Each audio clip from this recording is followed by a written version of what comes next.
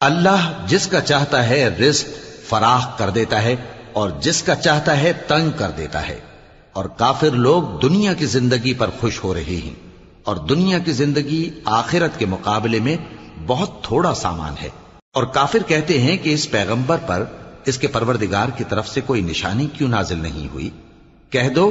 کہ اللہ جسے چاہتا ہے گمراہ کرتا ہے، اور جو اس کی طرف رجوع ہوتا ہے اس کو اپنی طرف کا رستہ دکھاتا ہے، یعنی ان کو جو ایمان لاتے اور جن کے دل اللہ کی یاد سے آرام پاتے ہیں ان کو۔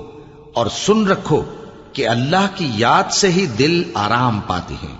جو لوگ ایمان لائے اور عمل نیک کیے ان کے لیے خوشحالی اور عمدہ ٹھکانہ ہے۔ جس طرح ہم پہلے پیغمبر بھیجتے رہے ہیں اسی طرح اے نبی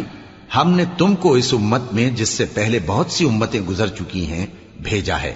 تاکہ تم ان کو وہ کتاب جو ہم نے